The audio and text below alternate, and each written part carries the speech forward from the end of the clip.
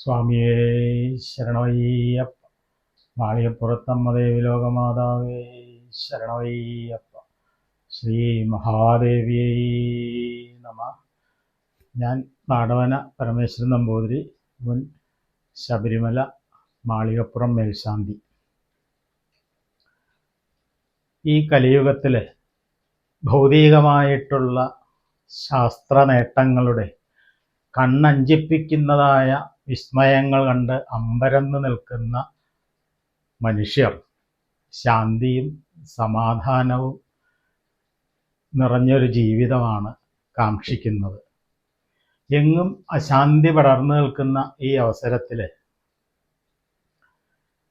ഭണ്ഡാസുര വധോദ്യുക്തയായിട്ട് അവതരിച്ച അമ്മ ഭണ്ഡാസുരനെ മാത്രമല്ല, അതേപോലെ അനേകായിരം ആസുരശക്തികൾ താണ്ഡവമാടുന്ന മാനവ ഹൃദയത്തിൽ അവതരിച്ച് അവിടെ നിറഞ്ഞു നിൽക്കുന്ന അജ്ഞതയുടെ, അവിദ്യയുടെ ദുഷ്ടശക്തികളെ ഉന്മൂലനം ചെയ്യട്ടെ എന്ന് പ്രാർത്ഥിച്ചുകൊണ്ട് ഗുരു പരമ്പരകളിലൂടെ നമ്മൾ സ്വായത്തമാക്കിയിട്ടുള്ളതായ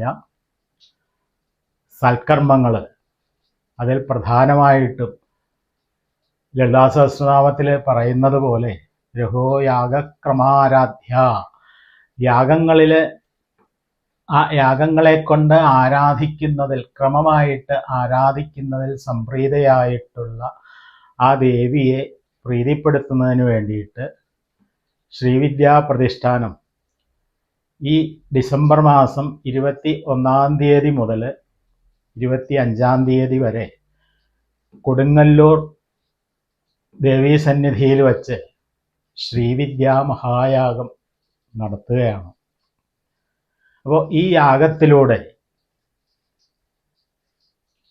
അല്ലെങ്കിൽ ആ യാഗത്തിൻ്റെ പ്രസക്തി എന്താണ് എന്ന് നമുക്ക് മനസ്സിലാക്കാനും അതിൽ ഭാഗവക്കാവുവാനും കിട്ടുന്ന ഒരു അസുലഭമായിട്ടുള്ള സന്ദർഭമാണ്. കാരണം ദേവിയെക്കുറിച്ച് നമുക്കറിയാം, എന്നാൽ അറിയാത്തതായിട്ടുള്ള അനേകം രഹസ്യ സ്വഭാവങ്ങളുള്ള കാര്യങ്ങളും ഇതിലുണ്ട് എന്നുള്ളതാണ്.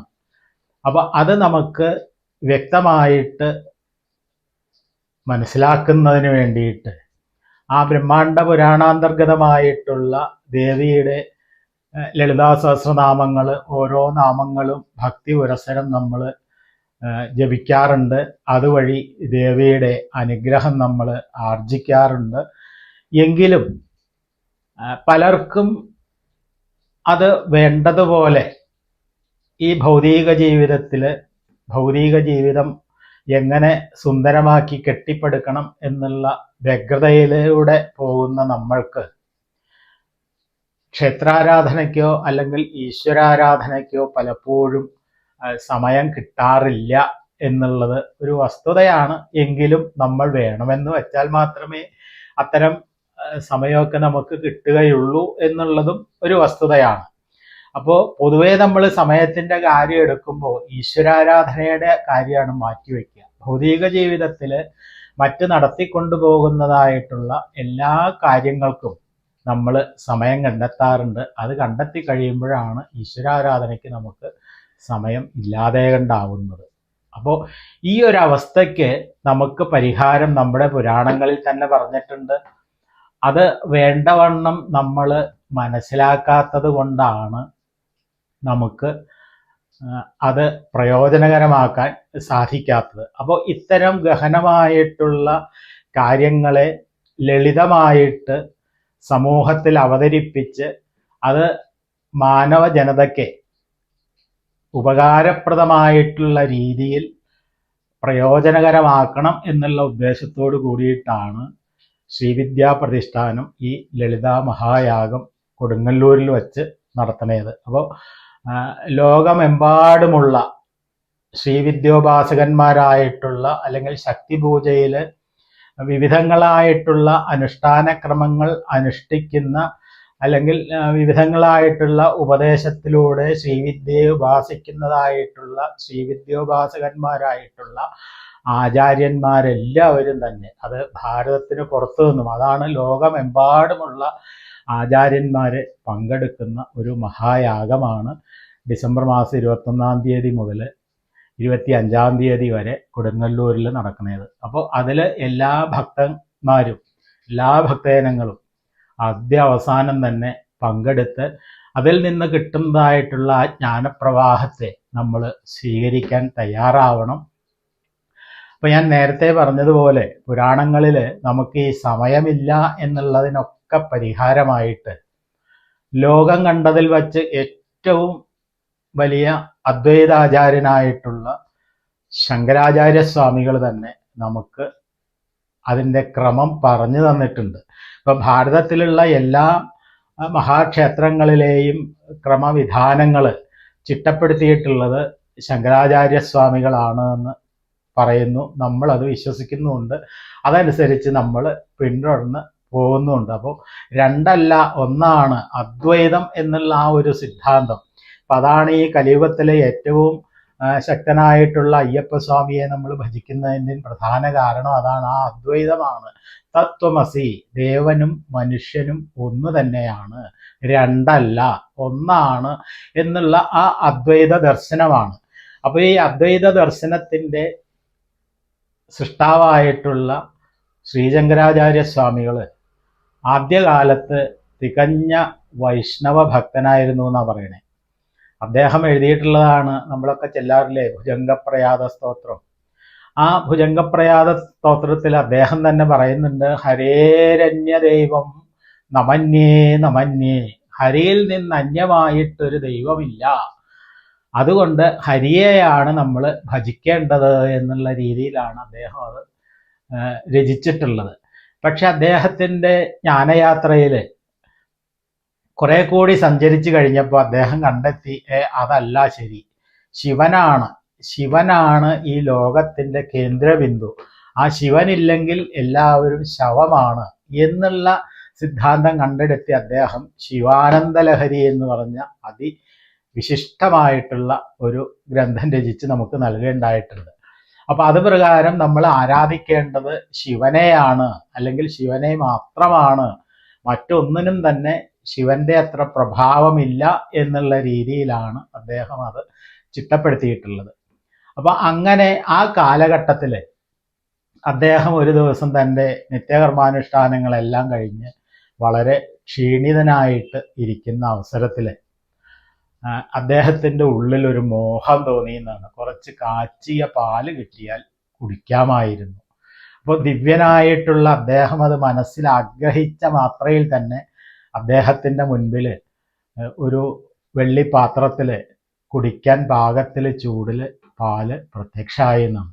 അദ്ദേഹത്തിന് സന്തോഷമായി. അദ്ദേഹത്തിൻ്റെ വാസനാമൂർത്തികൾ അദ്ദേഹത്തെ അനുഗ്രഹിച്ചു എന്നുള്ള ആ സന്തോഷത്തോട് കൂടിയിട്ട് ആ പാലെടുത്ത് കുടിക്കാൻ ശ്രമിക്കുകയാണ് അദ്ദേഹം. പക്ഷെ അദ്ദേഹത്തിന് അത് സാധിക്കുന്നില്ല എന്നുള്ളതാണ്. പല പ്രകാരത്തിൽ അദ്ദേഹം ശ്രമിച്ചു നോക്കി, അദ്ദേഹത്തിന് സാധിച്ചില്ല. അപ്പോൾ അദ്ദേഹം അങ്ങനെ വിഷമിച്ചിരിക്കുമ്പോൾ അദ്ദേഹത്തിൻ്റെ ഉള്ളിൽ നിന്നൊരു രോദനമായിട്ട് പുറത്തു വന്നു എന്നാണ്. ഈ പാലെടുത്ത് കുടിക്കാനുള്ള ശക്തി പോലും എനിക്കില്ലാതെ കണ്ടായല്ലോ എന്ന് അദ്ദേഹം ഒരു രോദനമായിട്ട് പറഞ്ഞപ്പോൾ ആകാശവീഥികളിൽ നിന്നും അശരീരി ഉണ്ടായി എന്നാണ്. എന്തേ ഇപ്പൊ ശക്തി വേണം എന്ന് തോന്നാൻ? ശക്തിയില്ല, ശിവനേ ഉള്ളൂ എന്ന് സമർത്ഥിക്കുന്ന വ്യക്തിക്ക് എന്താണിപ്പോ ശക്തി കൂടിയേ തീരൂ എന്നുള്ളൊരു ചിന്ത ഉണ്ടാവാൻ കാരണം എന്ന് ആകാശവീഥികളിൽ നിന്ന് അശരീരി ഉണ്ടായി എന്ന് പറയുന്നു. അപ്പൊ അശരീരി കേട്ടപ്പോൾ അദ്ദേഹത്തിന് കാര്യം മനസ്സിലായി. അതിനുശേഷം അദ്ദേഹം രചിച്ചതാണ് സൗന്ദര്യലഹരി എന്ന് പറയുന്ന അതിബൃഹത്തായിട്ടുള്ള ഗ്രന്ഥം. ശിവശക്തിയുക്തോ യദി ഭവതി ശക്തപ്രഭവിതും നജേദേവോ ദേവം നഖലു കുശലസ്പന്ദിതുമഭി അധസ്ത്വാമാരാധ്യാം ഹരിഹരവിരിഞ്ചാതിവിരവി പ്രണന്തും സ്തോതും വ കഥമകൃതപുണ്യപ്രഭവതീം. ശക്തിയില്ലാതെ ശിവനില്ല എന്നും ശിവനില്ലാതെ ശക്തിയില്ല എന്നും ശിവശക്തി ഐക്യമാണ് ഈ പ്രപഞ്ചത്തിൻ്റെ നിലനിൽപ്പ് തന്നെ എന്നുള്ള രീതിയിൽ അദ്ദേഹത്തിന് മനസ്സിലായി. അതനുസരിച്ചിട്ട് അദ്ദേഹം എഴുതിയ കൃതിയാണ് സൗന്ദര്യ ലഹരി എന്നുള്ളത്. അപ്പോ ഈ ശക്തിയാണ് ഈ അണ്ടകടാഹത്തില് ഒരു പരമാണുവിന് പോലും ചലിക്കണമെന്നുണ്ടെങ്കിൽ ശക്തി വേണം അല്ലേ? ഇപ്പൊ ആധുനിക കാലഘട്ടത്തിൽ അല്ലെങ്കിൽ ഭൗതികവാദികളായിട്ടുള്ള ആളുകൾ പോലും പവർ അല്ലേ, പവർ ഇല്ലാതെ കണ്ട് ഒന്നും സാധിക്കില്ല എന്നുള്ളതാണ്. എന്താണ് ഈ പവർ? അതാണ് ശക്തി. അപ്പോൾ ശക്തിയുടെ അനുഗ്രഹമോ അല്ലെങ്കിൽ ശക്തിയുടെ നോട്ടമോ ശക്തിയുടെ സാമീപ്യമോ ഇല്ലാതെ കണ്ട് ഒരു പരമാണുവിന് പോലും ഈ പ്രപഞ്ചത്തിൽ ചലിക്കാൻ സാധിക്കില്ല എന്നുള്ള വസ്തുത ആധുനിക ശാസ്ത്രവും തെളിയിച്ചിട്ടുള്ള കാര്യമാണ്.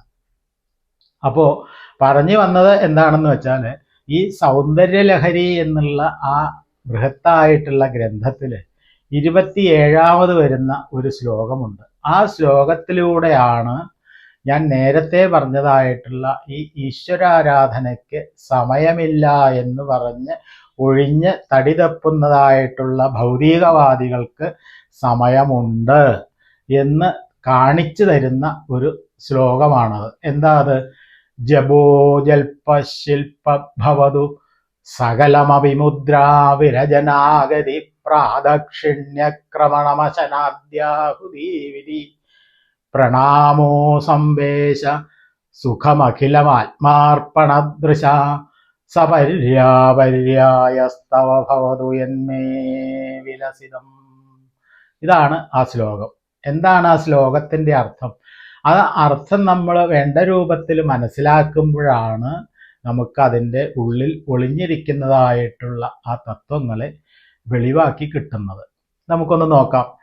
ജപോ, ഇപ്പോൾ ഈശ്വരാരാധനയ്ക്ക് പൂജ അല്ലെ, ഈശ്വര പൂജ നമ്മൾ ചെയ്യുമ്പോൾ അതിൽ മന്ത്രം വേണം, തന്ത്രം വേണം, അങ്ങനെ ഓരോ ക്രമങ്ങളുണ്ടല്ലോ. ഇപ്പോൾ പൂജ കഴിക്കുന്ന ആളുകളൊക്കെ കൈകൊണ്ടും കാലുകൊണ്ടും ഒക്കെ ഓരോ മുദ്രകളൊക്കെ കാണിക്കുന്നത് നമ്മളെല്ലാവരും ശ്രദ്ധിച്ചിട്ടുണ്ടാവും. അപ്പോൾ ഈ മന്ത്രവും ഈ മുദ്രയും കൂടിച്ചേരുമ്പോഴാണ് അത് പൂജയായിട്ട് മാറുന്നത്. അപ്പോൾ ആദ്യം തന്നെ ജപോ ജൽപ ശില്പ ഭവതു, നമുക്ക് ജപിക്കണം, മന്ത്രജപം വേണം പൂജയ്ക്ക്. എങ്ങനെയാണ് മന്ത്രം ജപിക്കേണ്ടത്? അതിന് ഈശ്വരനുമായിട്ട് നമ്മൾ ഒരു ഉടമ്പടിയിൽ ഏർപ്പെടുകയാണ്.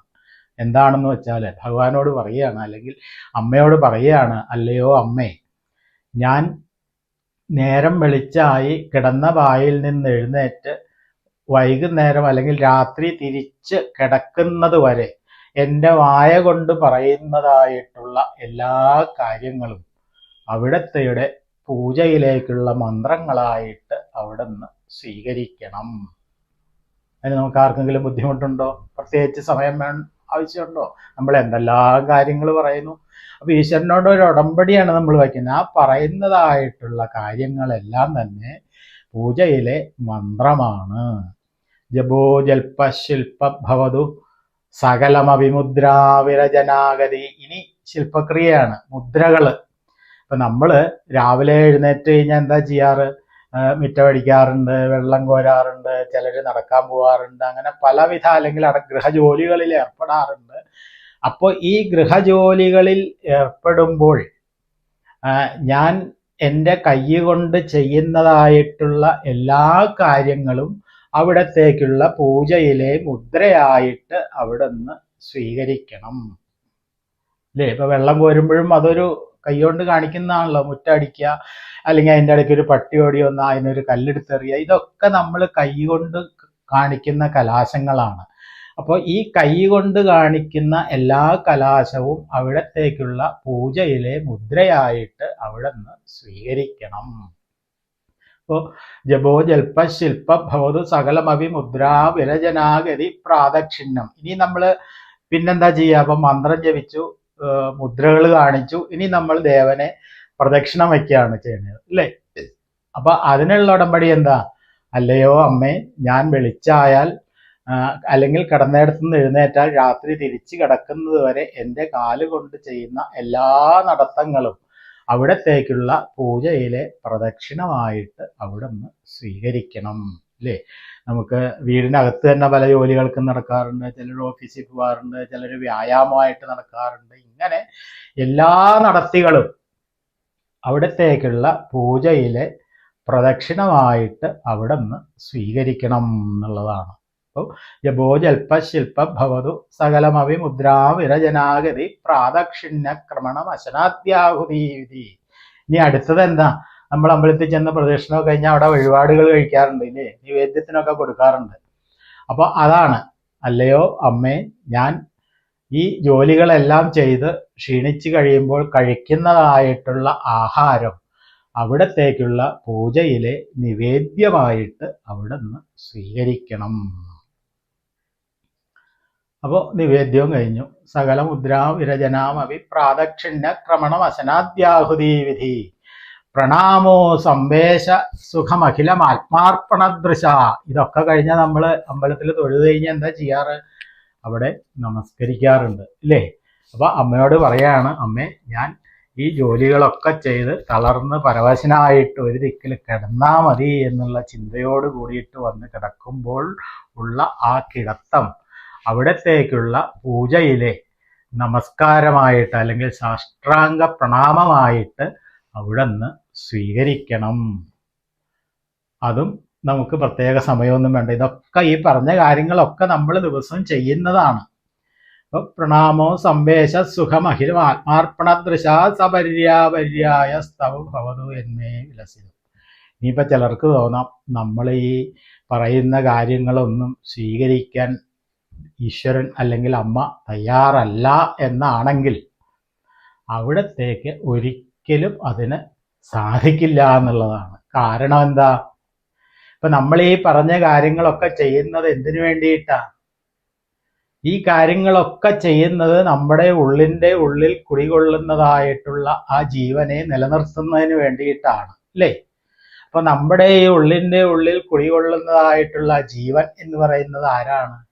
അമ്മയാണ്, ഈശ്വരനാണ്, ആ പരമാത്മ ചൈതന്യമാണ്. അപ്പോൾ ആ പരമാത്മ ചൈതന്യത്തെ എൻ്റെ ഉള്ളിൽ നിലനിർത്തുന്നതിന് വേണ്ടി ഞാൻ ചെയ്യുന്നതായിട്ടുള്ള എല്ലാ കാര്യങ്ങളും അവിടത്തേക്ക് സ്വീകരിക്കാൻ പറ്റില്ല എന്ന് പറയാനായിട്ട് സാധിക്കില്ല എന്നുള്ളതാണ്. അപ്പോൾ ആ ഉടമ്പടിയായി, ഈ ഉടമ്പടി കൊണ്ട് നമുക്ക് കിട്ടുന്ന അനവധി ഗുണങ്ങളുണ്ട്. എന്താണെന്ന് ശ്രദ്ധിച്ചിട്ടുണ്ടോ? നമ്മൾ ചെന്ന് ഏർപ്പെടുന്ന പ്രവൃത്തികളിൽ നമ്മുടെ വായ കൊണ്ട് പറയുന്ന, അല്ലെങ്കിൽ നമ്മളെ പല അവസരത്തിലും ചതിക്കുന്നത് എന്താണ്? നാക്കാണ്.